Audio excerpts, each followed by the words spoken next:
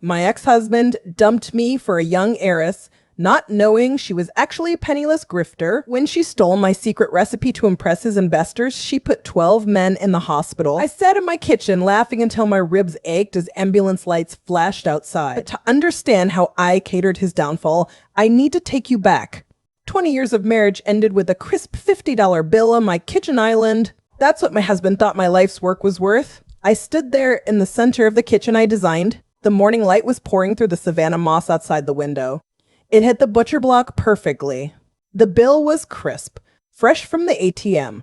A handwritten note was pinned under Ulysses S. Grant's face. It was written on Sterling's personalized law firm stationery, the heavy, expensive cream paper, the kind that cost $4 a sheet. The dark blue ink was barely dry.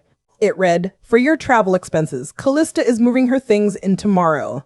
My hands went completely numb. The kitchen floor felt like ice through my bare feet. I could feel my heartbeat hammering in my throat. I reached out and traced the edge of that $50 bill.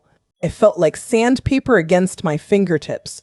A cold sweat broke out on the back of my neck. Sterling told me the prenup was ironclad. Bless his heart. He actually suggested I buy a bus ticket back to Minnesota. I pulled my phone out of my apron pocket. I opened the doorbell camera app. The timestamp read 08:14 a.m. I watched the footage on the little screen. There was Sterling. He was loading his matched leather luggage into a black SUV. He didn't even look back at the front door. But as I watched him drive away, a question hit me.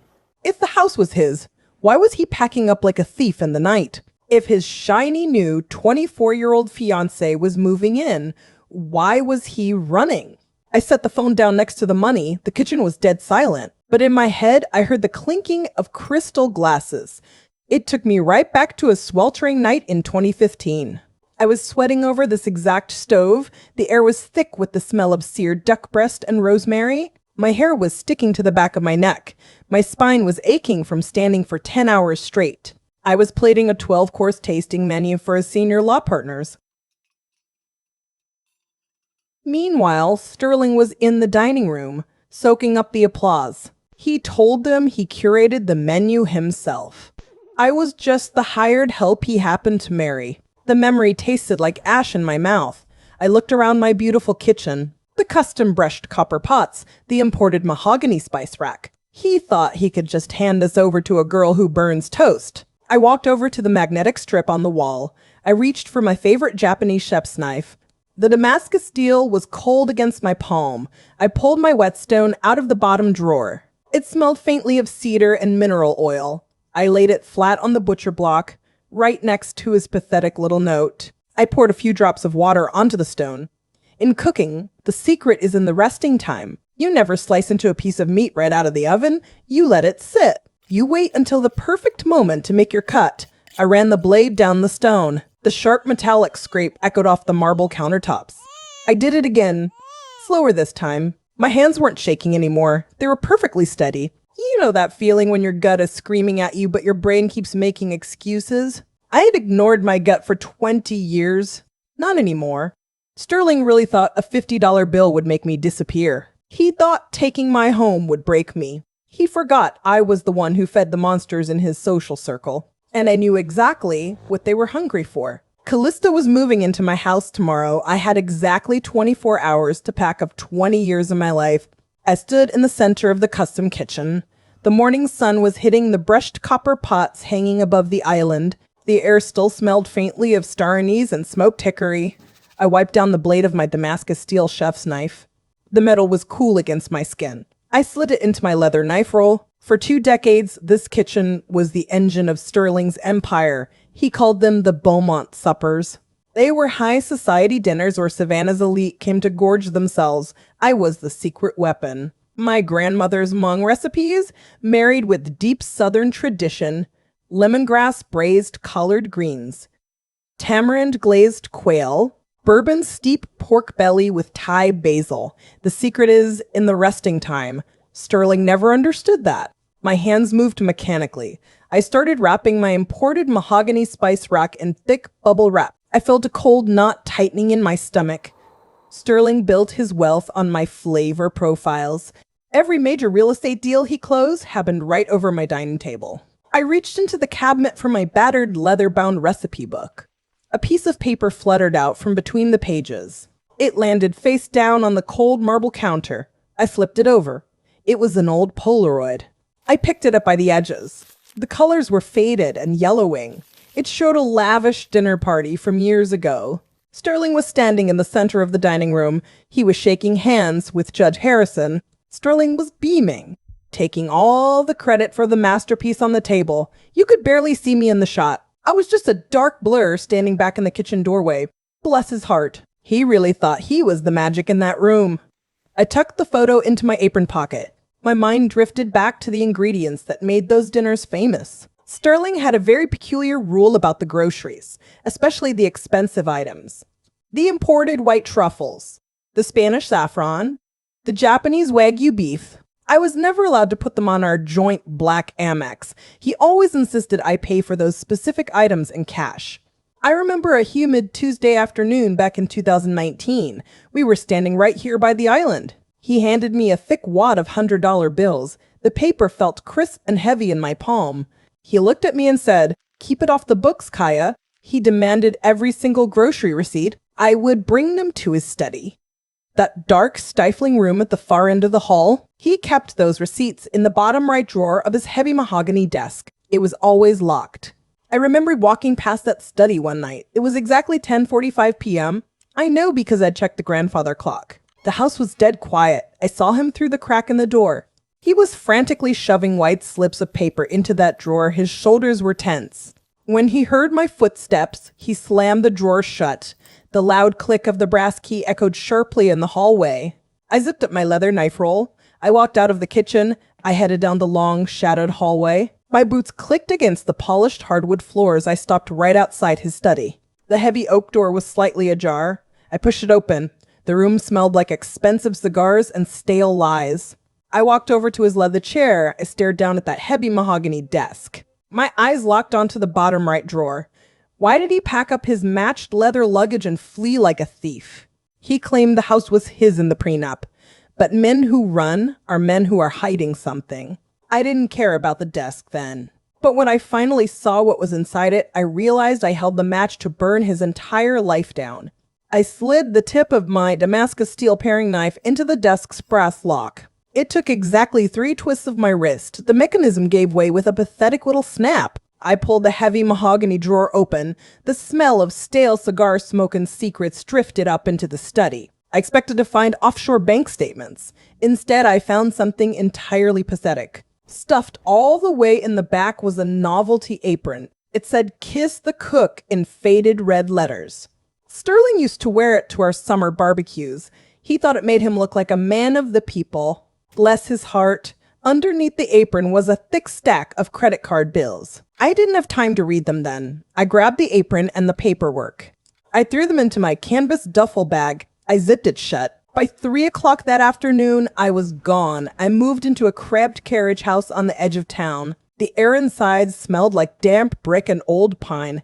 I set my bags down on the scuffed hardwood floor. The entire living space was barely bigger than my old walk-in pantry.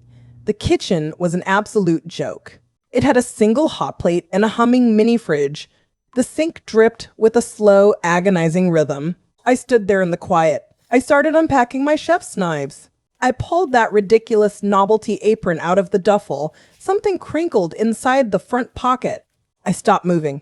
I reached my hand inside. My fingers brushed against a stiff piece of paper. I pulled it out and smoothed it flat on the counter. It was a crumpled Tiffany & Company receipt. The purchase was for a diamond pendant. The total was exactly $14,000. The date was 3 months before our separation. I stared at the payment method printed at the bottom. It listed a platinum Visa ending in 4291. I had never seen that credit card in my life. A cold wave of bitter validation washed over me. I pressed my palms flat against the cheap laminate countertop. My mind went straight back to the Oglethorpe Country Club. It was the spring of 2023. That was the first time I met Callista. She was standing by the ice sculpture in the main dining room. She was wearing a silk dress that clung to her like a second skin. She was waving a crystal champagne flute around like a baton. Her voice carried right over the string quartet. She was bragging loudly to the mayor's wife. I can still hear her shrill laugh echoing off the marble floors. She claimed she was the heiress to the Vreeland shipping fortune. Everyone in that room was eating out of the palm of her hand. But I was looking down at her feet. She was wearing black patent leather Louboutins. They were at least 3 seasons out of date. The famous red soles were visibly peeling at the edges. The leather on the heel was deeply scuffed. Real wealth doesn't wear damaged shoes to a spring gala. The secret is, in the resting time, you just have to wait for the truth to rise to the surface. I pulled out my laptop and set it on the tiny table. I opened a secure folder on my desktop. I still had access to the country club's security feeds. I had catered their board meetings for a decade. They never bothered to change their passwords. I pulled up the lobby camera footage from that exact same afternoon. The timestamp in the corner read 2:15 p.m. There was Callista standing at the valet podium. Her face was flushed dark red. She was arguing aggressively with the head valet. He was holding a gray card reader. He shook his head and pointed at the little digital screen. Her credit card had declined. She snatched the card back and dug frantically through her designer purse. An heiress to a shipping fortune couldn't pay a $20 parking fee. I sat back in my rickety wooden chair. The Tiffany receipt was still sitting on the counter. Sterling bought her those diamonds with a secret account. But she couldn't even afford to tip the valet. None of the math was adding up. She had the blonde hair and the fake southern drawl he wanted. But I was about to find out just how fake the rest of her was. Topic Chapter 4. I spent the rest of that night at the cramped kitchen table. I dissected that thick stack of Visa bills. Every printed line item was a recipe for fraud. Callista wasn't just some broke girl playing dress-up. She was actively drowning in debt. I found decline charges for $12 Uber rides, overdraft fees from a local credit union. And then Sterling's secret platinum visa swooped in. He was funding her entire fake heiress illusion. He paid for the designer clothes and luxury salon visits. He was the sugar in her bitter little pie. The next morning at 9 o'clock, I took that evidence to my court-appointed lawyer. His office was a cramped, windowless room on Abercorn Street. The air conditioning was completely broken. The room smelled like stale Folgers coffee and cheap aftershave. I placed the credit card bills on his desk. He didn't even look at them. He just sighed, wiping sweat from his forehead. Then he slid a thick, stapled document across the scratched laminate wood. It was our prenuptial agreement. He tapped a cheap ballpoint pen on page 4. The text was heavily highlighted in neon yellow. My eyes scanned the dense legal jargon. My stomach dropped straight to the floor. There it was, in black and white, a specific clause stating I waived all rights to the primary residence. A second clause surrendering every single business asset. I felt the blood drain completely from my face. My hands started to shake. My mind snapped back to a humid afternoon in 2004. We were sitting in a plush leather office days before our wedding. Sterling was wearing a tailored navy suit. He was smiling that warm, practiced smile of his. He put his heavy hand over mine. He told me it was just a formality for his law partners. Bless his heart. It was never a formality. It was a 20-year slow roast. He had marinated me in a lie. Suddenly, everything made perfect, sickening sense. That was why Sterling packed his matched leather luggage and left yesterday. He wasn't fleeing his own house like a thief in the night. He was simply stepping out to the country club. He was waiting for the garbage to be taken to the curb. He knew the Ironclad prenup protected his empire completely. I had built his entire catering business from scratch. I designed every menu. I perfected every recipe. And legally, I owned absolutely nothing. By 11:30 that morning, I was back outside. I was sitting in the driver's seat of my 10-year-old sedan. The law office parking lot was baking in the brutal Georgia sun. I gripped the steering wheel until my knuckles turned stark white. The cracked vinyl was burning the palms of my hands. I was officially broke. 56 years old, discarded, and entirely erased. Have you ever felt your entire life get wiped away with one signature? It is a very specific kind of cold. It settles deep in your bones. I stared at the digital dashboard clock. I watched the green numbers tick to 11:31. I needed a plan. Then my cell phone lit up in the cup holder. It vibrated violently against the plastic. The screen displayed a name that made my breath catch. Margot Delacroix. Margot was the most feared society matron in all of Savannah. She was the undisputed queen of the Oglethorpe Country Club. She could ruin a family's reputation with a single raised eyebrow. I picked up the phone. I expected a polite, icy dismissal. I expected her to tell me my catering services were no longer required. Instead, I heard a sharp, frantic intake of breath. Her voice was trembling. Margot didn't call to offer her condolences. She called because she had a problem, and she knew I was the only one who could fix it. Margot Delacroix does not panic. She is a woman who wears white silk to barbecue ribs. But at 11:31 a.m., her voice was shaking through my phone speaker. I sat perfectly still at the cramped kitchen table in the carriage house. The Georgia heat was already pressing against the single window. The wood was sticky under my bare arms. I pressed the phone closer to my ear. She said, "Kaya, it was a massacre." I asked her what she meant. She took a ragged, desperate breath. Sterling had tried to host his monthly investors' dinner last night, without me. He put Callista in charge of the menu. I could feel a slow, wicked smile spreading across my face. The secret to a good disaster is letting it marinate. Margot told me Callista served store-bought hors d'oeuvres, not even the good kind from the boutique market. She served frozen cocktail wieners wrapped in soggy pastry. They were so cold in the middle. And then Callista insulted Senator Caldwell's wife. She told the woman her vintage Chanel suit looked a little dated. The entire dining room went dead silent. My phone buzzed against my cheek. Margot said, "Look at your messages." I pulled the phone away and opened the text thread. There was a single skull emoji. Underneath it was a blurry Instagram story from a burner account.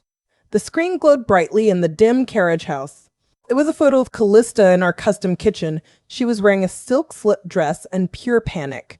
She was dropping a silver tray of terribly sad, deflated quiches.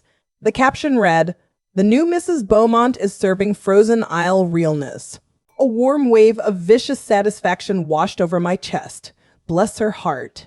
My mind snapped back to a Tuesday evening in 2019. I was standing by that exact same marble island. The smell of cherry reduction filled the air. Sterling was screaming at me. His face was purple with rage. I had overcooked a duck breast by exactly 45 seconds. He picked up the Limoges porcelain plate and threw it. It shattered against the imported mahogany spice rack. Shards of china rained down on the hardwood floor. He leaned in close to my face. He told me I was useless if I couldn't be perfect. Now, his new prize pony was serving frozen appetizers to millionaires. My phone buzzed again with a video file. It was dash cam footage from Margot's driver. The timestamp in the corner read 06:07 p.m. It showed the wrought iron gates outside the Beaumont estate. A rusted white van was parked on the gravel. The logo on the side belonged to a cheap local chain restaurant. 3 teenagers in stained polo shirts were rushing through the servants' entrance. They were carrying aluminum foil trays of cheap pasta.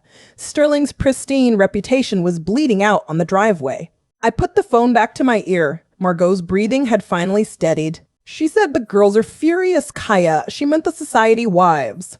They were insulted by the cheap food and the blatant disrespect. Margot lowered her voice to a harsh conspiratorial whisper. She demanded I cook for a private, secret luncheon. Just her and the 5 most powerful wives in Savannah. She said, "Name your price. We need your food." My heart hammered violently against my ribs. I traced the edge of the Damascus steel knife on the table. The metal was cool to the touch. Sterling had taken my house and my money. He thought the prenup was his ultimate victory. But he forgot who actually held the keys to his kingdom. The wives didn't care about his law firm. They cared about the exclusive access to my underground supper club. They protected him because they wanted my cooking. I told Margot I would do it. I told her to secure the garden room at the Oglethorpe Club. I demanded she pay me in cash. I hung up the phone and let the silence settle. The carriage house didn't feel like a prison anymore. It felt like a war room. Sterling thought his charm closed those million-dollar deals. He was about to learn that in the South, the stomach rules the wallet. Wednesday morning arrived with a thick, suffocating humidity. I was standing in my cramped carriage house kitchen. My canvas duffel bag sat open on the scratched wooden table. I carefully packed my Damascus steel chef's knife into its leather roll. Next went the imported saffron, the heavy cream, and a bundle of fresh herbs. I was preparing to save Margot Delacroix's social life. The menu was simple but devastating. My signature lemongrass-infused shrimp and grits. As I crushed the pale green stalks of lemongrass against the cutting board, the sharp citrus scent hit me. It smelled exactly like 1980. I closed my eyes. I was instantly back in my grandmother's tiny, steam-filled kitchen. She was standing at the chipped enamel stove, crushing lemongrass with a heavy wooden mallet. "The secret is in the resting time, Kaya," she used to say. "You have to let the flavors bleed into each other." Bless her heart. She knew exactly how to balance the acid and the heat to make people crave more. By 11:30 a.m., I was standing in the sprawling custom kitchen at Margot's mansion. The white marble countertops were freezing cold under my hands. The formal dining room was buzzing with 12 of Savannah's most ruthless society wives. They were expecting a disaster. They were practically vibrating with anticipation to gossip about Callista's frozen cliches. Instead, I walked through the heavy swinging doors carrying a massive, polished silver train. Thick steam curled into the air. The intoxicating scent of browned butter, roasted garlic, and sharp citrus hit the room. Total silence fell over the long mahogany dining table. I methodically ladled the creamy grits into delicate Limoges porcelain bowls. I topped each portion with perfectly seared golden shrimp. I stepped back into the shadows and watched. Margot took the first bite. Her tense shoulders instantly dropped. A collective, involuntary sigh rippled through the elegant room. They weren't just eating, they were being resurrected. Sterling always thought these women cared about his prestigious law firm. He was an absolute fool. These women cared about status, comfort, and flawless execution. I was the only person in Savannah who could give them that.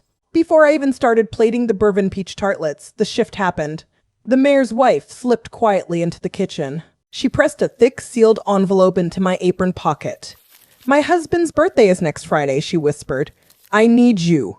10 minutes later, Senator Caldwell's wife did the exact same thing. By the time the dessert plates were cleared, I had 3 envelopes, all cash, all demanding absolute secrecy. At 3:45 p.m., I slipped out the back door. Margot's security doorbell camera caught the whole departure.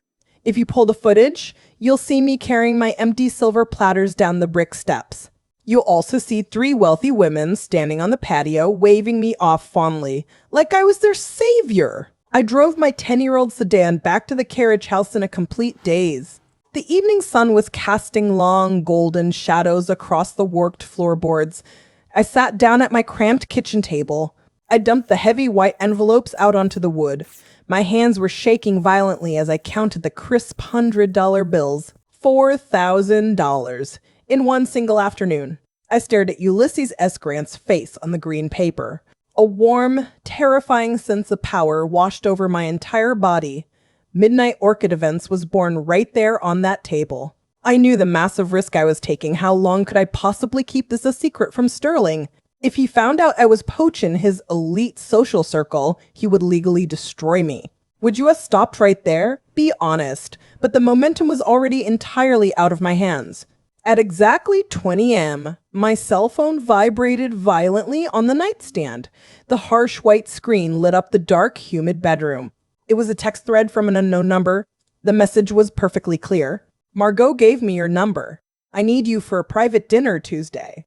I will pay triple your usual rate for absolute discretion." I stared at the glowing letters. I didn't reply right away. The secret is in the resting time. I lay there on the thin mattress, listening to the distant, deep horn of a Savannah riverboat. I smiled in the pitch dark. I wasn't just cooking anymore. I was building an army of the most dangerous creatures on Earth, bored, wealthy Southern wives. Topic, Chapter 7. The screen of my phone glowed in the pitch-black bedroom. It was exactly 2004 a.m. The text from the unknown number simply read, "Margot said you perform miracles." Thursday. I didn't reply immediately. The secret to a perfect glaze is in the resting time. I let the silence stretch for exactly 12 hours. I just lay there on my thin mattress listening to the riverboat horns. At 2004 p.m. the next afternoon, I picked up the phone. I typed one single word. Yes. But I still had a problem. I had $4,000 in crisp $100 bills sitting on my bed. Cash is a dangerous ingredient. You have to store it properly. I walked into the cramped carriage house kitchen. The air smelled faintly of bleach and old wood. I pulled out a 50-pound commercial bin of King Arthur flour. I wrapped the 3 thick envelopes in 2 layers of heavy plastic. I sealed them with silver duct tape. Then I plunged my arms into the bin and buried the cash deep in the white powder. Sterling would never look there. He didn't even know how to boil water. Over the next 6 months, the whispers turned into a roar. Midnight Orchid events became the most exclusive catering service in Georgia. You couldn't find a website. You couldn't look up a phone number. You had to know someone who knew me. And the elite wives of Savannah knew me. Margot Delacroix made absolutely sure of that. I was cooking out of that tiny carriage house day and night. The scent of brown butter, roasted garlic, and imported saffron soaked into the walls. My Damascus steel knife never stopped moving. I was a machine. Every Friday morning, I made a trip to the local bank on Bull Street. It was always exactly 10 a.m. The security cameras caught me walking through those double glass doors the same way every time. Back straight. Designer sunglasses firmly on my face, clutching a thick manila envelope stuffed with cash. I walked up to the teller window and slid the envelope across the cold marble counter. I felt entirely different from the last time I tried to open an account. That was back in 2005. I remember the ugly green carpet in the bank lobby. The teller had smiled apologetically at me. She told me I couldn't open a business account without my husband's signature. Sterling had been standing right behind me in a tailored navy suit. He patted my hand condescendingly. He told the teller his little wife just liked to play house. I never forgot the blistering heat of humiliation in my cheeks. This time there was no husband, just me, a cheap ballpoint pen, and a thick stack of legal documents. I signed the paperwork right there at the carriage house kitchen table. Midnight Orchid LLC was officially born. I felt a quiet simmering pride burning in my chest. I opened my laptop. The screen lit up with my new business checking account statement. I stared at the bold black numbers. The balance was staggering. It exceeded what Sterling made in an entire fiscal quarter at his law firm. He was bleeding money, and I was hoarding it. Savannah is a small town wrapped in Spanish moss and secrets. Word gets around fast. Rumors were swirling at the country club. Sterling's real estate law firm was hemorrhaging major clients. The society wives were quietly pulling their husbands' accounts. A drop development contract here, a suddenly canceled retainer there. Sterling thought it was just a bad quarter. He had no idea his discarded ex-wife was orchestrating his financial ruin from a kitchen. I was sitting at the table sipping a cup of black coffee. The steam curled up toward the ceiling. I was richer than I had ever been in my life. But then my burner phone rang. The harsh vibration rattled against the wood. I looked down at the glowing screen. The name on the screen made my blood run cold. I stared at the vibrating burner phone. It sat right in the center of my cramped kitchen table. The screen lit up the dark carriage house. It cast a harsh blue glow across my grandmother's battered recipe box. It wasn't a Savannah number, it was a Miami area code, 305. My heart hammered against my ribs. My palms started to sweat. I picked up the heavy plastic device. I cleared my throat, forcing the tension down into my stomach. I dropped my voice an octave. I swiped the green button. "Midnight Orchid," I murmured. My tone was smooth as glass. The voice on the other end was frantic, high-pitched.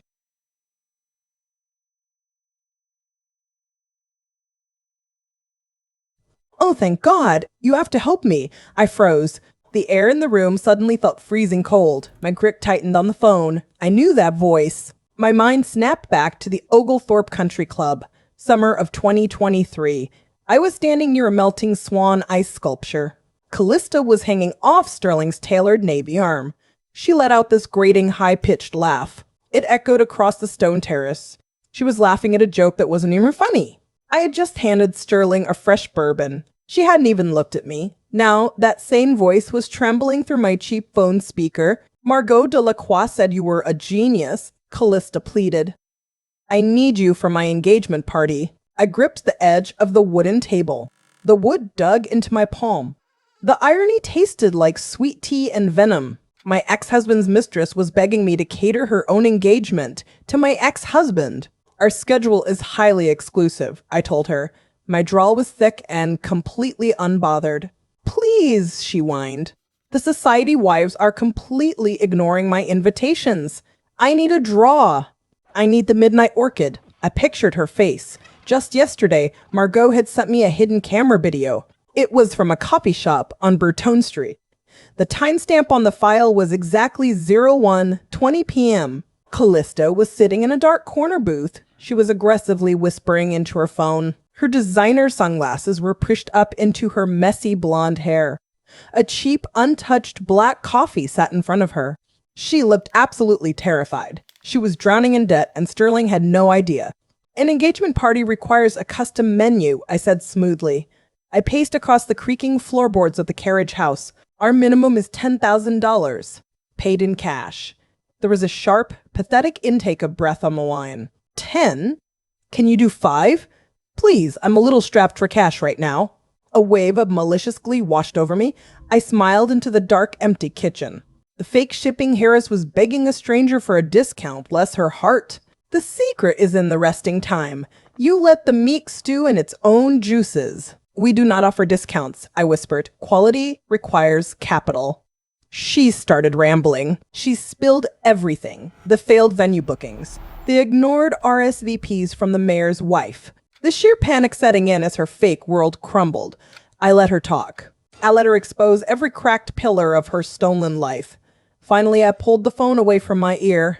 I pressed end. The screen went black. Then it lit up with a call log. I stared at the bright white numbers. A 14-minute call, an unknown number. That glaring Miami area code. 14 minutes of pure, unadulterated desperation recorded right on my screen. She offered me $5,000 to save her social life. I told her I was booked, but I made sure to leave a little something behind for her to find. Topic Chapter 9. I set the burner phone face down on the cramped kitchen table. The plastic case felt warm against my palm. 14 minutes of pure, unadulterated desperation. Callista had practically begged Midnight Orchid for a catering discount. I didn't even need to sabotage her engagement party. My new bank account was already doing the talking. I poured myself a tall glass of iced tea. The cold condensation dripped onto the scarred wood. I was ready to just walk away right then. Let them drown in their own mounting credit card debt. But then I remembered the little gift I had left behind. It wasn't a bomb. It wasn't a nasty note on his expensive personalized stationery. It was my grandmother's battered leather-bound recipe book. I had deliberately shoved it behind the heavy flour bin in the Beaumont kitchen. Right before Sterling packed his matched leather luggage and fled, I knew Callista would eventually snoop through my old pantry. It was Tuesday morning. I was standing at my kitchen counter in the carriage house. I was mincing fresh lemongrass with my Damascus steel chef's knife. The room smelled heavily of sharp citrus and damp earth. My laptop chimed loudly from the dining table. I wiped my hands on my apron and walked over. It was an email from Margot Delacroix. The subject line was just 3 urgent exclamation points. I clicked the heavy file attachment. It was a high-resolution photograph of a thick cream cardstock menu. The Beaumont engagement luncheon. I leaned closer to the glowing screen. My eyes traced the elegant, raised cursive font. Bourbon peach tartlets with smoked sea salt. Braised short rib over truffle polenta. Foraged chanterelle and Gruyere crostinis. I felt my breath catch in my throat. It was my exact signature tasting menu. Word for word. Callista wasn't just pretending to be a wealthy shipping heiress. She was going to cook the food herself. She was planning to pass my lifelong culinary work off as her own. She needed to impress Sterling's most vital law firm investors. My phone buzzed against the wooden table. Margot had sent a follow-up text with a video file. The text said, "Look what my sister caught at the Forres Heights Farmers Market." The timestamp in the corner read exactly 09:00 a.m. I pressed play on the screen. There was Callista, wearing designer sunglasses and scuffed heels. She was standing in front of old Mr. Henderson's produce stall. The morning humidity was already wilting her blowout. She was clumsily picking through baskets of wild mushrooms. She held them by the stems like they were diseased. She was aggressively arguing with the vendor over a $20 basket. Her hands were visibly shaking on camera. She didn't know a delicate chanterelle from a toxic toadstool. Bless her heart. You know that feeling when you watch a car crash in slow motion? You want to look away, but your eyes just lock onto the wreckage. My mind snapped back to the stifling summer of 2010. I was standing in that massive custom kitchen at the Beaumont estate. The central air conditioning was humming loudly in the background. I had a cheap blue ballpoint pen in my hand.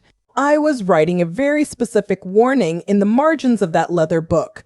right next to the recipe for the foraged mushroom crostinis. I wrote 3 words in thick black ink. Do not serve raw. Wild foraged mushrooms contain a specific natural compound. It is entirely harmless when properly cooked down in butter. But if you undercook them even slightly, they become a violent, unstoppable gastric irritant. We are talking cold sweats, crippling cramps, and total public humiliation.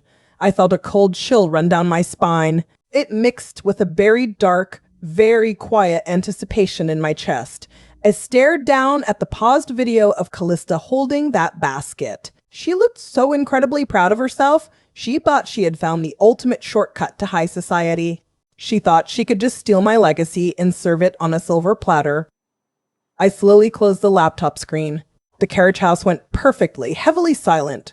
The trap was fully set. The recipe she stole required a very specific preparation technique, a technique I knew for a fact the new Mrs. Beaumont did not possess. Topic Chapter 10. I sat at my cramped kitchen table at exactly 7 o'clock on Tuesday evening. I poured myself a single glass of bourbon.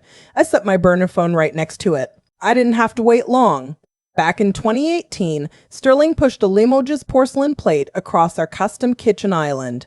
He sneered at the pork belly and wild mushrooms. He told me the food was too ethnic. He told me to tone it down for his investors. Bless his heart, he never understood that true flavor requires respect. And he certainly never understood the mushrooms. The recipe Callista stole from my grandmother's battered leather box isn't a simple sauté. It uses a specific highly toxic wild mushroom. The Hmong technique requires you to boil them twice. You have to drain the water completely between boils. If you don't, the toxins remain perfectly intact. They cause crippling stomach cramps, cold sweats, and violent illness. Callista didn't know that. She just saw a fancy ingredient and a shortcut to high society. At 7:45 p.m., the screen lit up. A text from Margot Delacroix. The message read, "First course served. She looks so proud." I took a slow sip of my bourbon. The secret is in the resting time. I could picture the grand dining room at the Beaumont estate. The crystal chandeliers, the heavy silver tureens, the elite wives of Savannah in their vintage Chanel suits. All of them eating poison prepared by a fake shipping heiress. My phone buzzed again at 8:30 p.m. Another text from Margot. Senator Caldwell is sweating profusely. He just unbuttoned his collar. I smiled in the dark. My fingers traced the icy condensation on my bourbon glass. The ice clinked against the crystal. I could feel my heartbeat slow down to a steady, rhythmic thud. 15 minutes later, the private group chat of Savannah wives absolutely exploded. My screen lit up with dozens of frantic notifications. Margot forwarded a leaked Ring camera video from the Beaumont foyer. I tapped play. The footage was completely chaotic. Guests in tailored navy suits were sprinting across the black and white marble floor. They were clutching their stomachs in pure agony. The mayor's wife actually shoved past the head valet to reach the downstairs powder room. The audio captured the distinct sound of violent retching. It was a symphony of aristocratic misery. Callista had attempted my signature tasting menu. She served it undercooked, arrogant, and entirely toxic. I watched the mayor's wife collapse against a heavy mahogany side table on the small screen. My hands were perfectly steady. I felt a chilling satisfaction wash over my chest. The kind of satisfaction that settles deep in your bones. At 9:45 p.m., Margot sent the final, beautiful piece of evidence. A dashcam video file from a guest Mercedes parked in the Beaumont driveway. I opened the file and turned up the volume. Sizzling static filled the quiet room. Red and white lights flashed aggressively across the dark screen.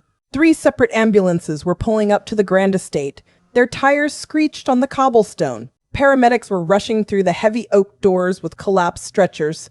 I sat in my pitch-black carriage house bedroom. I watched the ambulance lights reflect off my phone screen.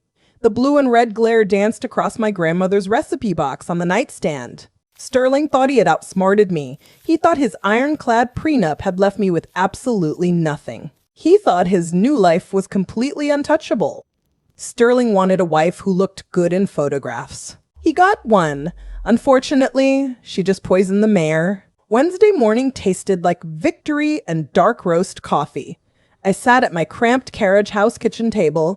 The sun was just barely creeping through the Spanish moss outside. I opened my laptop and pulled up the Savannah Morning News. There it was, right on the digital front page. The headline read, Gastronomic Disaster at Local Real Estate Mogul's Gala Sends 12 to Hospital. I took a slow, deliberate sip of my coffee. The secret is in the resting time. I scrolled down the glowing screen. The details in the article were absolutely devastating. Senator Caldwell was treated for severe dehydration and stomach cramps. The mayor's wife had to be carried out on a stretcher. All because Callista couldn't be bothered to properly boil wild mushrooms. Bless her heart. My burner phone buzzed against the cheap laminate table. It was a text from Margot Delacroix. The message said, Sterling's real estate partners just pulled their investments. A second text popped up immediately after. It read, They're furious and completely humiliated. I set the phone down and smiled at the empty room. He was officially bleeding money. His entire empire was built on social capital and handshakes. Now that capital was completely bankrupt. My mind drifted back to a warm evening in 2021. We were standing on the stone veranda of the Beaumont estate. Sterling was smoking a thick Cuban cigar. He laughed loudly into the humid night air. He looked at me and said his reputation was bulletproof. He claimed he owned Savannah? I guess he forgot who actually cooked the meals that bought that loyalty. By 2 o'clock in the afternoon, the carriage house was sweltering. I was at the counter polishing my Damascus steel chef's knife. Suddenly, my phone lit up with a security notification. It was the doorbell camera I had installed last week. I wiped my hands on my apron and tapped the screen. A strange man was standing in my gravel driveway. He was wearing a cheap, ill-fitting gray suit. He held a long-lens camera in his sweaty hands. I watched the live feed as he circled my unmarked catering man. He snapped 3 photos of the rear license plate. My hands went cold against the metal of my knife. A sharp spike of paranoia hit my chest. I crept over to the front window of the carriage house. I peeked through the dusty plastic blinds. He was still out there, writing something in a small notepad. Did Sterling figure it out? Did Callista recognize the battered recipe box? My burner phone vibrated heavily in my apron pocket. The sudden noise made me jump. It was Margot calling. I answered it on the second ring. Her voice was breathless and hushed. She said, Sterling is completely panicking. I kept my eyes on the man in the driveway.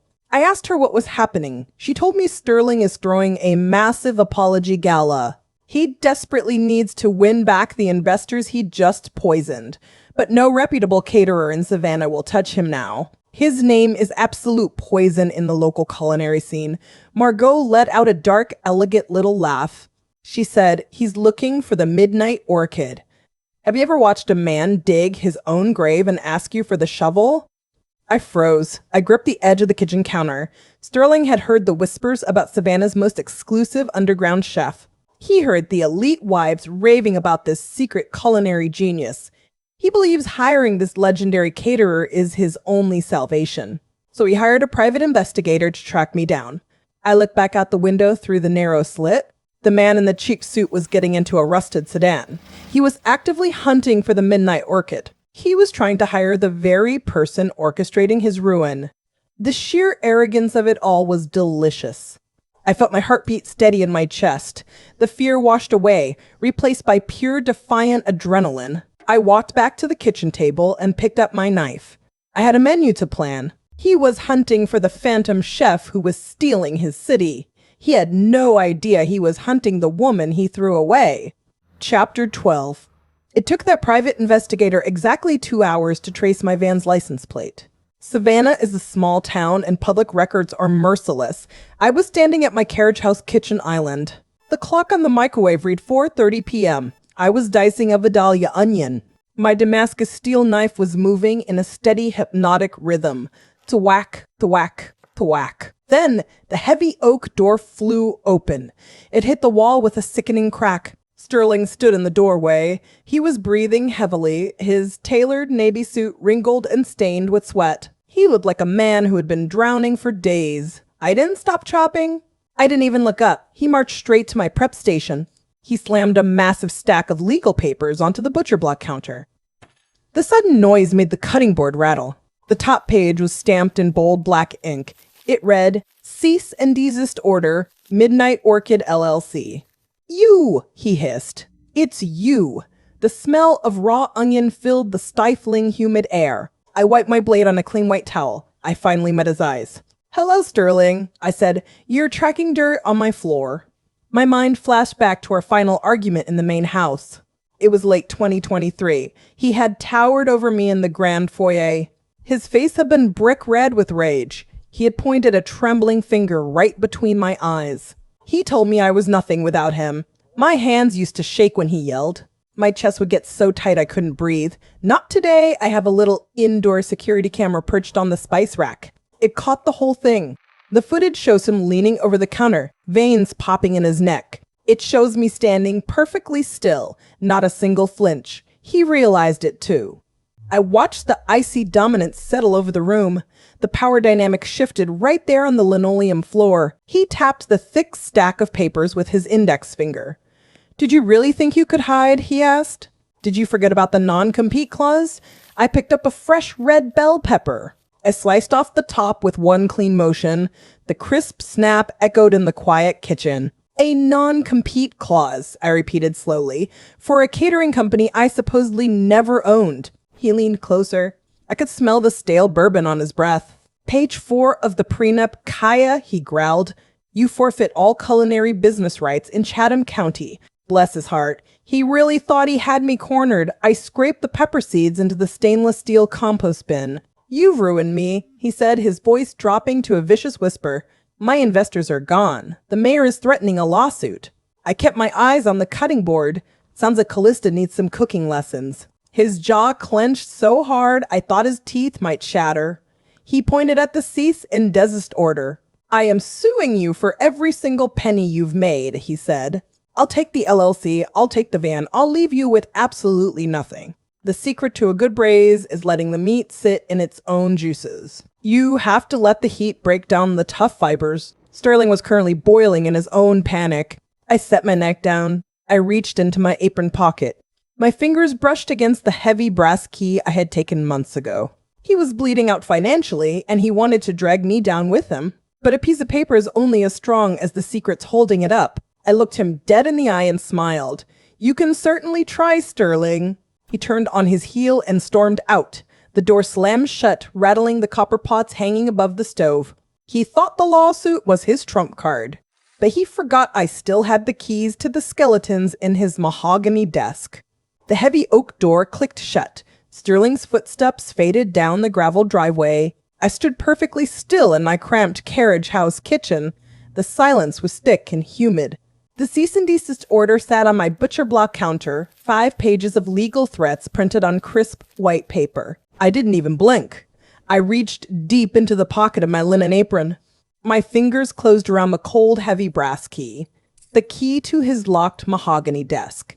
I had emptied that bottom right drawer weeks ago, long before he ever packed his matched leather luggage. I walked over to the corner of the kitchen. My grandmother's battered leather recipe box sat next to the microwave. I popped open the brass latch. I lifted the false wooden bottom. Underneath lay a thick stack of faded white slips, grocery receipts, hundreds of them bound with a rubber band. Imported saffron, Japanese Wagyu beef, white Alba truffles. All paid for in cash. He always made me pay in cash. I slid a receipt from 2016 out of the stack. The ink was barely visible. A memory hit me like a physical blow. It was a sweltering Tuesday afternoon in July. The air smelled like damp Spanish moss and hot asphalt. I was standing by our brick mailbox at the end of the driveway. I was holding a thick manila envelope from our CPA. Sterling's hand shot out. He snatched the envelope right out of my fingers. His grit brushed my wrist, hard and bruising. He looked down his nose at me. He told me I didn't have the mind for complex finances. He said a chef should stick to her pots and pans.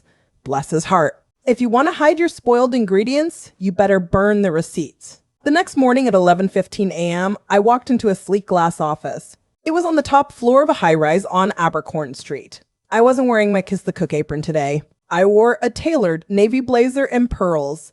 I had a Midnight Orchid LLC checking account with a staggering balance. I sat down across from a forensic accountant. His name was Mr. Vance. I slid the thick stack of faded receipts across his polished mahogany table. I paid his $10,000 retainer in full. I looked him dead in the eye and told him to follow the truffles. He spent 3 hours matching my cash receipts to Sterling's firm expenses. I sat in the plush leather chair in the corner. I drank dark roast coffee from a porcelain cup. I watched Mr. Vance's computer monitor. A massive spreadsheet filled the bright screen. Column A showed my actual grocery costs. Column B showed Sterling's submitted expense reports. The numbers didn't just mismatch, they screamed a story of absolute greed. Mr. Vance pointed his silver pen at a line item from last November. I'd spent exactly $400 on wild mushrooms and heavy cream. Sterling had billed his real estate partners $4,000. He coded it as an exclusive catering fee. A 500% markup. Every single private dinner, every single investor gala for 20 straight years. Sterling hadn't just been hiding money from me. He was double billing his own law firm partners. He was stealing from the very men who built his empire. My hands gripped the cold leather arms of my chair. My heart beat hot and fast in my throat. Mr. Vance clicked another tab on the spreadsheet. He showed me exactly where the stolen money went. It didn't go into our joint checking account at the local bank. It didn't go toward the Beaumont estate mortgage. It was funneled into 3 different offshore LLCs, shell companies registered in the Cayman Islands. Millions of dollars in stolen partner funds, all washed clean through my grandmother's recipes. I smiled slowly. The reflection of the spreadsheet glowed in the glass walls of the office. If there had been a hidden camera in that room, it would have captured my complete rebirth. Sterling thought his ironclad prenup protected his wealth. He thought page 4 gave him the power to steal my catering business. He was wrong. Dead wrong. The prenup only protected legitimate assets. It didn't protect the fruits of a massive corporate fraud. I picked up the $400 mushroom receipt. The paper felt thin and fragile against my fingertips. Sterling's entire life was built on this fragile paper. He had humiliated me in front of Savannah society.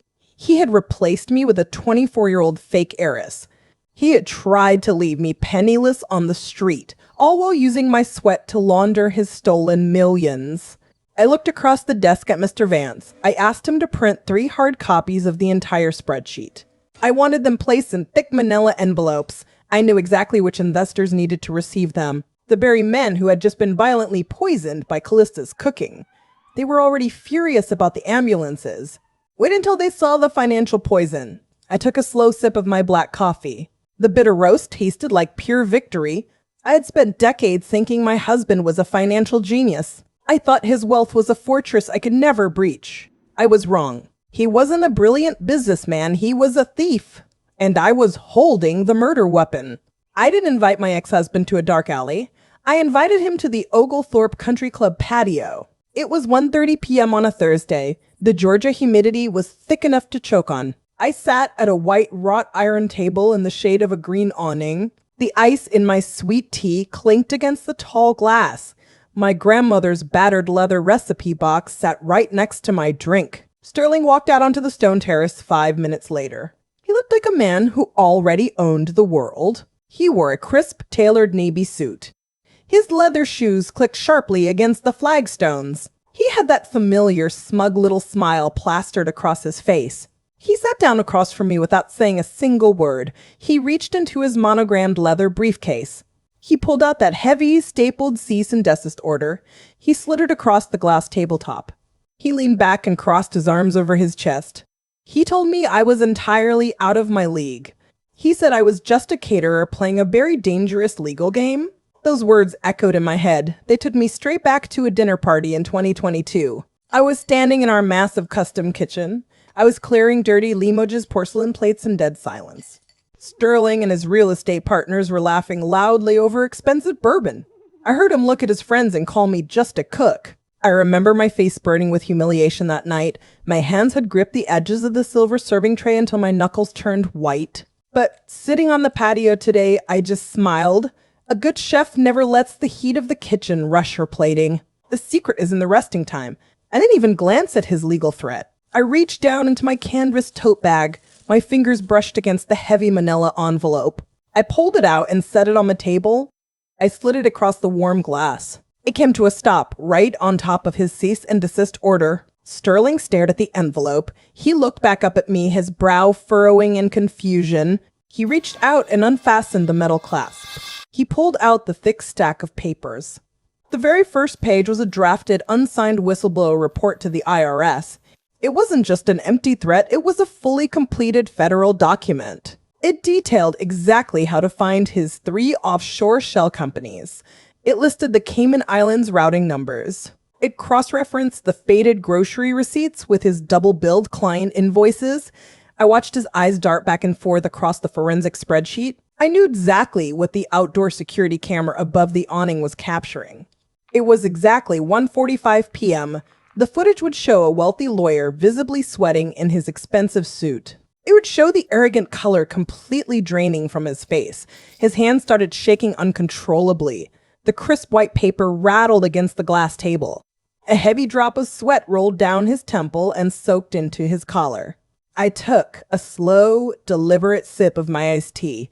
The cold condensation dripped onto my fingers. He looked up at me. His eyes were wide and completely terrified. He whispered, "You wouldn't." I set my glass down. The ice clinked loudly in the quiet afternoon air. I leaned forward across the table. I told him the other 3 copies of this file were already sealed in thick envelopes. I said they were addressed to his freshly poisoned real estate partners, the same men who are currently recovering in the hospital. I told him to drop the non-compete lawsuit immediately. I told him to void page 4 of the prenup, or I was walking straight to the post office on Bull Street. Watching his arrogance evaporate was intoxicating. It was a moment of pure, unadulterated triumph. My heartbeat was steady and calm in my chest. I had him completely cornered. He didn't argue. He didn't threaten me with his lawyers. He just stared at the IRS report like it was a loaded gun. He reached into his breast pocket with trembling fingers. He pulled out his heavy silver pen. He signed the withdrawal papers right there in the patio. I thought I had won. I didn't know the universe was about to hand me a much bigger prize. I watched Sterling's taillights disappear down Abercorn Street at exactly 1:45 p.m. The signed legal withdrawal papers were sitting right on my butcher block counter. He thought he was just surrendering his legal claim to my business. Bless his heart. He didn't realize what he had actually done. By dropping the lawsuit, he had given Midnight Orchid total, unrestricted freedom. And he did it right as his own financial crimes were detonating. Those cash grocery receipts for truffles and saffron weren't just him being controlling. It was a 20-year money laundering scheme. He had stolen millions from his own real estate partners. And the universe was about to hand me the ultimate prize. I didn't even have to light the match. I just had to watch him burn. With the non-compete voided, my catering empire exploded overnight.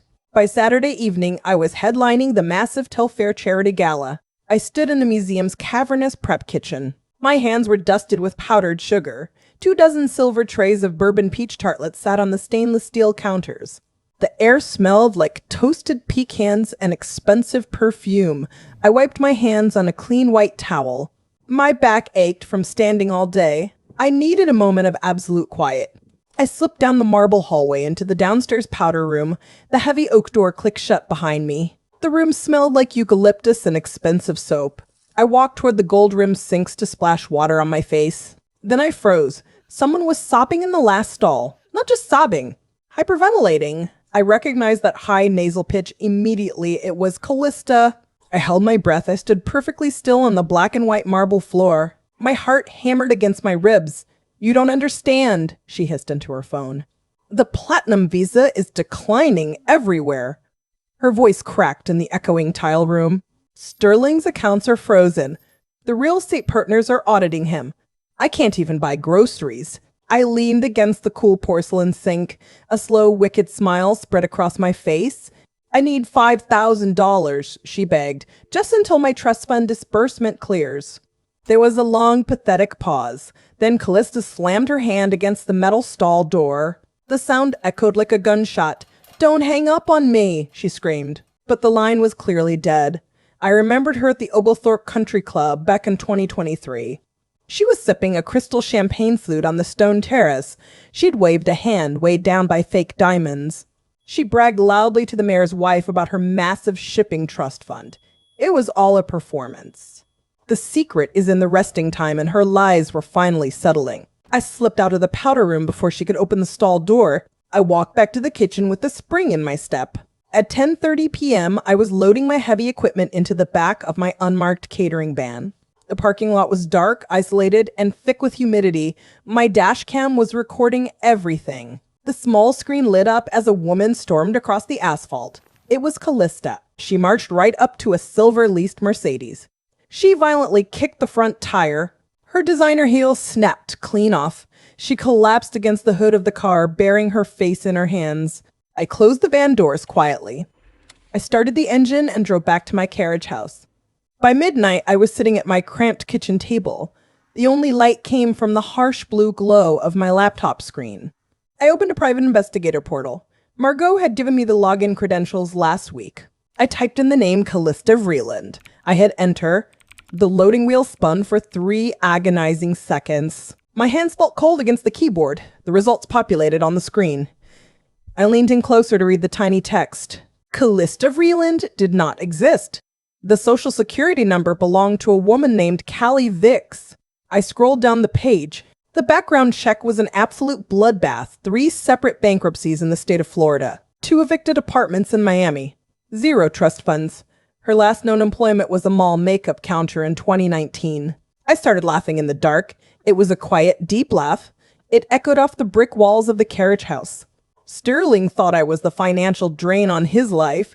He forced me to pay for groceries in cash to hide his own massive theft. He dumped his loyal wife of 20 years for a much younger model. He thought he was securing a wealthy shipping heiress to fund his lifestyle. Instead, he had married a completely broke grifter.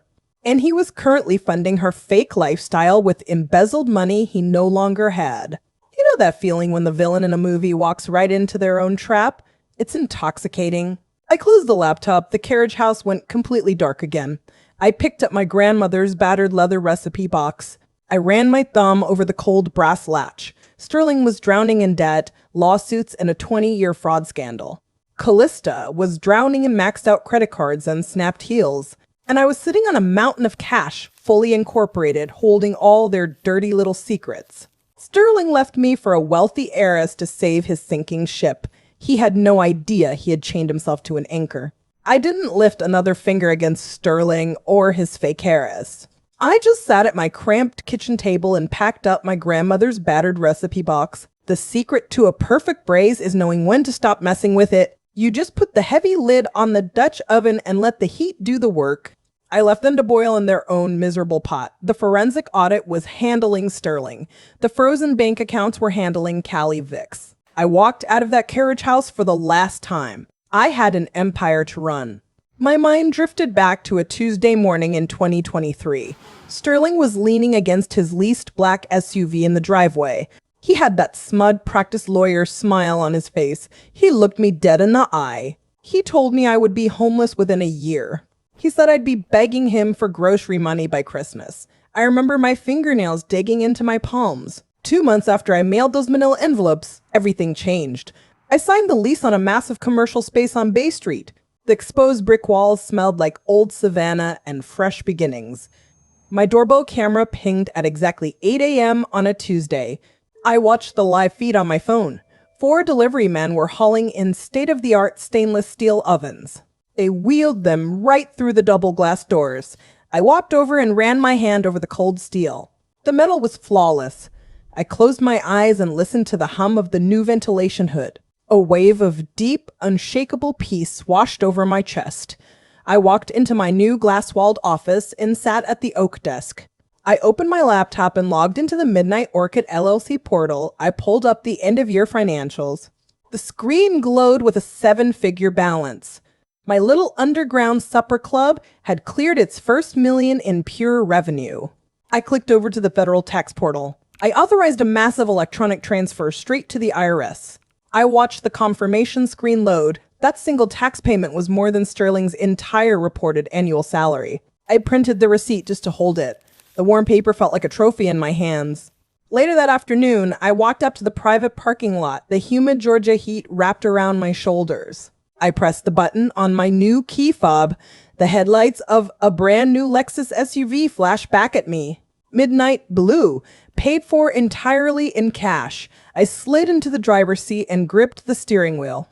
The pristine leather smelled like pure, unadulterated freedom. I assumed I would never have to deal with Sterling again. I spent my days in my beautiful new kitchen. I whisked truffled hollandaise in imported copper bowls. I seared diver scallops until they had a perfect golden crust. The elite wives of Chatham County kept my calendar booked solid. I was turning away high-paying clients left and right. Sterling's law firm was a collapsing house of cards. Callie Vicks was a broke grifter trapped in a loveless scam. I honestly thought the universe had finished balancing the scales. Bless my heart. It was a quiet Thursday afternoon. I was standing at the massive stainless steel prep counter. I was carefully sharpening my favorite Damascus steel chef's knife. The whetstone made a rhythmic, grounding scrape against the metal. The kitchen smelled heavily of roasting garlic and fresh rosemary. My phone buzzed loudly against the metal table. The caller ID flashed with Margot Delacroix's name. I wiped my hands on my clean linen apron and answered. I thought the story was over. I had my money, my peace, and my pride. Then Margot called me with news that made me drop my favorite knife. My Damascus steel chef's knife hit the linoleum floor with a sharp, ringing clatter. I didn't even try to catch it. I just stood there in the middle of my commercial kitchen on Bay Street. The smell of roasting garlic and fresh rosemary hung thick in the warm air. I wiped my trembling hands on my clean linen apron. I pressed the phone tighter to my ear. Margot Delacroix was practically breathless on the other end of the line. "Kaya, honey, are you sitting down?" she asked. I leaned against the cold butcher block counter. "I'm standing, Margot's." "Tell me." "The FBI just raided Sterling's office," she whispered. The bustling kitchen around me seemed to go completely silent. My heart did a slow, heavy thump against my ribs. It was Thursday afternoon. 2 months had passed since the apology gala. I thought I was entirely done with him, but Margot didn't just have high society gossip. She had receipts. By 3 o'clock, she had texted me a video file. It was indoor security camera footage from Sterling's sleek glass office on Abercorn Street. The timestamp in the corner flashed 09 a.m. Federal agents in dark windbreakers were marching down the plush hallway. They were carrying heavy cardboard boxes of files, decades of double-billed client invoices, and fake catering charges. The forensic spreadsheet I sent had done its job perfectly. All of it was heading straight to a federal evidence locker. His real estate partners hadn't just audited him, they had reported him.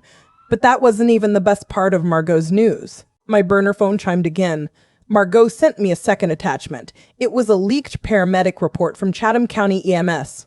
Dispatch time was 10:15 a.m. Location, the Beaumont Estate. Patient, Sterling Vance. Age, 58. Sterling had suffered a massive panic attack when the marshals showed up at the house. His blood pressure was through the roof. They had to give him oxygen on the front lawn. You see, Sterling had a desperate backup plan to avoid federal prison. He needed to pay the partners back immediately. So, he finally asked his shiny new heiress to open her checkbook. He begged Callista to tap into that legendary Vreeland shipping fortune. I can only imagine the color draining from his face in that grand foyer, the exact moment he realized the absolute truth. There was no offshore trust fund, there was no shipping empire, there was just Callie Vicks, a broke grifter with 3 Florida bankruptcies and a maxed out credit score. I pictured her backing away across that black and white marble floor, her fake diamonds trembling against her collarbone, forced to confess that her last real job was at a Miami Mall makeup counter, forced to admit that she was completely broke. My mind flashed back to the Telfair Charity Gala in 2023. I remembered watching them from the museum's cavernous prep kitchen. They were standing under the crystal chandeliers, clinking glasses of expensive champagne, smiling for the cameras like Savannah royalty. It was a masterpiece of illusion. 2 complete frauds, both of them totally, hopelessly bankrupt. Sterling thought he was marrying a wealthy heiress who could save his collapsing finances. Callista thought she was marrying a rich lawyer who could fund her fake lifestyle.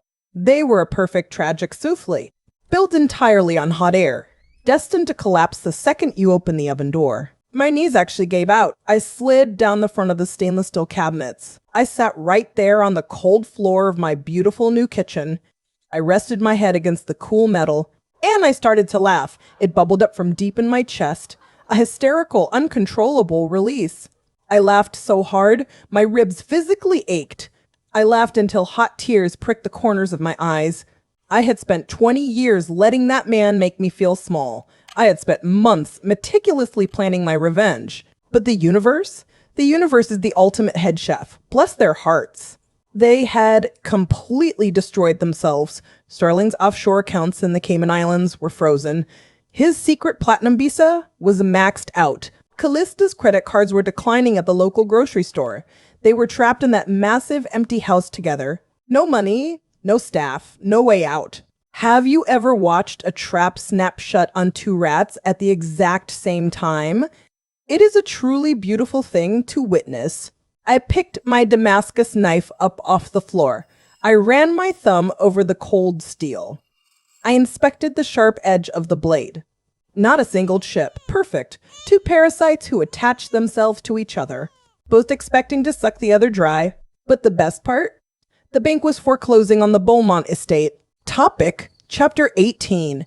I was lying in my bed at 11:45 p.m. on Thursday night. The only light in the pitch black room came from my iPad screen. I was staring at a fresh Zillow listing.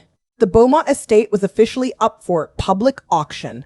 My former prison was reduced to a digital gallery of tragic empty rooms. I scrolled through the photos with a slow, deliberate finger. The grand foyer looked hollow without the antique Persian rugs. The custom kitchen was completely stripped of my imported copper pots. The bank had taken everything of value to cover the liens. Sterling certainly wasn't living there anymore. He was currently renting a damp two-bedroom condo out by the interstate. The FBI had seized his passports and frozen his remaining domestic accounts. Federal corporate fraud charges tend to ruin your credit score, bless his heart. And Callista, she was long gone.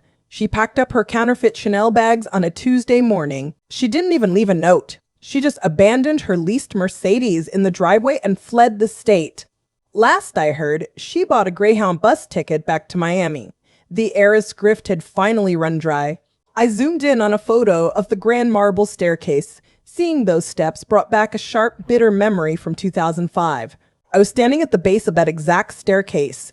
I was wearing a cheap cotton apron. I had just asked Sterling if I could host my family for Thanksgiving. He laughed right in my face. The sound echoed off the high, vaulted ceilings. He gestured up the sweeping steps and sneered at me. He told me I would never truly belong in a house like that. He said I was just the hired help he happened to marry. My hands had curled into fists inside my apron pockets. I had swallowed the humiliation like dry sand. My chest tightened just thinking about it. I took a deep breath and looked back down at the iPad screen. I scrolled to the bottom of the listing. I found the auction details. The starting bid was printed in bold black text. I stared at that number for a long time. It was exactly half of what Midnight Orchid LLC made in its first year. I pulled up my business checking account on my phone. The 7-figure balance glowed brightly in the dark. I had more than enough liquid cash sitting right there. The secret to a perfect revenge is in the resting time. You have to let the flavors meld before you strike. But I realized I had the opportunity to do something incredibly petty and incredibly satisfying. The next morning at 10 a.m., I walked into the local bank on Bull Street. The heavy glass doors whispered shut behind me. The air conditioning hit my face like a wall of ice. The marble floor clicked sharply under my new heels. The bank's security camera captured my entire entrance. I wasn't wearing an apron today. I was wearing a tailored designer suit. Navy blue, crisp, and ridiculously expensive. I walked straight up to the teller's window. I slid my heavy metal business debit card across the cold granite counter. I asked for a certified cashier's check for the auction deposit. The young teller's eyes went wide when she saw the requested amount. Her fingers trembled slightly on the keyboard. The large office printer whirred to life. It spat out the heavy, watermarked paper document. The teller slid the check back to me. She offered me a heavy silver pen. I picked up the pen. The metal felt cool and solid in my grip. I signed my name on the bottom line. Cold, absolute determination flooded my veins. My signature was perfectly steady. The ink dried instantly. I folded the certified check carefully. I slipped it into my leather designer purse. I walked back out into the blinding, humid Savannah morning. The air smelled like sweet jasmine and impending victory. Sterling always said the house belonged to the Beaumont legacy. I decided it was time for a change in management. Topic, Chapter 19. I walked up the wide marble steps of the Chatham County Courthouse on Friday morning. The Georgia humidity was already suffocating at 10 o'clock. The air felt thick enough to slice with my Damascus steel knife. My leather designer purse felt heavy against my ribs. The certified cashier's check was tucked safely inside the silk lining. 7 figures. Plated and ready to be served. The public auction was held in a stuffy, windowless room on the second floor. Fluorescent lights hummed loudly overhead. The air smelled of cheap lemon floor wax and nervous sweat. I took a seat in the very back row. I smoothed the skirt of my tailored navy blue suit. The fabric felt cool against my skin. I spotted him immediately. Sterling was slumped in a cracked wooden chair near the front. He looked absolutely haggard. His expensive suit hung off his frame like a borrowed rag. The collar of his shirt was stained with yellow sweat. His hands were shaking violently in his lap. He kept looking back at the heavy double doors. He was waiting for a savior. He actually believed one of his country club friends would buy the estate. He thought they would rent it back to him for pennies to save his pride. Bless his heart. Looking at his hunched shoulders, my mind slipped back to last year. The memory from 2023 hit me like a physical blow. I remember the loud crunch of white gravel under my cheap shoes. I was walking down the long Beaumont driveway in the blazing sun. I had exactly one battered suitcase. My fingers were curled tightly around that crisp $50 bill, the one he had thrown at my feet. I remembered the sharp taste of copper in my mouth. I had bitten the inside of my cheek until it bled. I had promised myself I wouldn't cry until I reached the public street. I snapped back to the present. My heart was beating in a slow, steady rhythm. My palms were perfectly dry. I felt a deep, chilling calm settle over my bones. The secret is in the resting time. The county clerk stepped up to the scratched wooden podium. He tapped the microphone twice. The screech of audio feedback echoed off the plaster walls. He cleared his throat and announced the Beaumont estate. The bidding began. The bank's minimum starting bid was set at $3 million. For a long moment, the room was dead silent. Then a man in the second row raised his numbered paddle. 3.1. Sterling leaned forward eagerly. He wiped sweat from his forehead with a trembling hand. Another paddle went up near the window. 3.2. I let them play their little game for a few minutes. The price crawled slowly up to $3.5 million. Then the room grew quiet again. The men in the front rows put their paddles down. The clerk asked the room for any final bids. I uncrossed my legs. I raised my white plastic paddle high in the air. $4 million. Paid in full. Cash equivalent. Every single head in the room whipped around. Sterling twisted his entire body around in his chair. His bloodshot eyes locked onto mine. His jaw actually dropped open. I didn't blink. I didn't look away. I just looked him dead in the eye. I wanted him to feel the exact moment his legacy died. The wooden gavel hit the sounding block with a sharp echoing crack. Sold. I stood up. I walked slowly down the center aisle toward the clerk's desk. My new heels clicked loudly against the linoleum floor. It sounded like a chef's knife hitting a chopping block. The clerk handed me the stack of paperwork. I looked down at the heavy, cream-colored, watermarked paper. It was the official deed to the Beaumont estate. Right there on the bottom line. The legal owner was listed in bold, black ink. Midnight Orchid, LLC. I folded the deed carefully. I slid it into my purse and snapped the brass clasp shut. I turned my back on Sterling and walked out the double oak doors. I made it exactly halfway down the outdoor courthouse steps. The midday sun blinded me for a second. It was exactly 11:45 a.m. I know because I checked the time on my vibrating phone. Then I heard his leather dress shoes scrambling on the marble behind me. Sterling lunged forward down the steps. He tried to grab my left arm. He wanted to physically spin me around. He didn't even get close. My hired security guard stepped smoothly between us. He shoved Sterling backward by his collarbone. The outdoor security camera above the courthouse doors caught the whole thing. Sterling stumbled backward on the marble stairs. He nearly lost his footing entirely. He looked up at me. He was gasping for air like a fish on a cutting board. His face was pale and slick with greasy sweat. The veins in his neck were bulging. He pointed a shaking, manicured finger at my purse. He asked me what I was going to do with his family's ancestral home. I smiled and told him exactly what he made me into. I am sitting on the stone veranda of the Beaumont estate. The afternoon sun is baking the Spanish moss. The air smells like sweet jasmine and victory. I lift a sweating crystal glass of sweet tea to my lips. The ice clinks softly against the rim. I take a slow, deep sip. The sugar burns just right. Resting on the wrought iron patio table right next to my glass is a magazine. It is the brand new issue of Southern Living. The pages are heavy and glossy. I am on the cover. I am standing right inside the remodeled Beaumont kitchen. I am holding my favorite Damascus steel chef's knife. The headline is printed in bold black ink. It says, Savannah's Culinary Queen. I trace the letters with my thumb.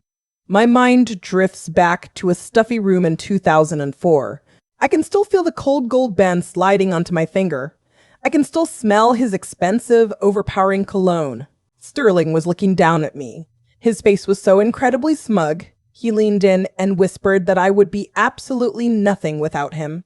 Bless his heart, I look up from the magazine and survey my property. The ancestral Beaumont home is completely unrecognizable inside. I gutted his precious legacy down to the studs. I ripped out the antique Persian rugs. I tore up the black and white marble floor in the foyer. The grand ballroom is now a state-of-the-art commercial kitchen. The formal dining room is my exclusive tasting room. Midnight Orchid Events is officially headquartered in his family's crown jewel. The secret is in the resting time. You always have to let the meat sit so the juices settle. I let Sterling stew in his own arrogance for 20 long years. Now he is sitting in a damp county holding cell awaiting federal trial. The FBI has those 3 thick manila envelopes locked in an evidence room. His offshore accounts in the Cayman Islands are completely frozen. His real estate partners are suing him for every single penny he stole. He eats stale bologna sandwiches on a metal tray. I eat fresh truffles on Limoges porcelain. And Callie Vicks? She's back at a Miami Mall makeup counter. Her fake diamonds are long gone. I pull out my phone and open my security app. I click on the dashcam feed from the main gates. The timestamp reads exactly 7 p.m. last night. A line of luxury cars stretches all the way down my gravel driveway. Black Mercedes, silver Lexuses, heavy Bentleys. The elite wives of Savannah are literally waiting in line. They are here for my latest underground supper club. The entry fee is $10,000 a plate. They pay it in crisp $100 bills. Margot Delacroix stands at the door and collects the cash. Sterling thought taking my tiny carriage house kitchen would destroy me. He did not realize I was the fire all along. He handed me the match when he locked that mahogany drawer. I want you to think about the people who underestimate you. The men who mistake your silence for stupidity. Where are you watching this from right now? Look at the clock. What time is it there? Drop a comment down below and tell me. I read every single one of them while my bread dough rises. If this story hit you in the chest, drop a like. Hit that subscribe button if you want to hear more about how I run this empire. Turn on notifications. Hit that bell. You never know when I might share another family recipe. I finish my sweet tea and set the crystal glass down on the table. The ice melts into a small puddle on the glass. He thought I was just the help. But the thing about the help is, we know exactly what you're eating, and we decide when it's poisoned.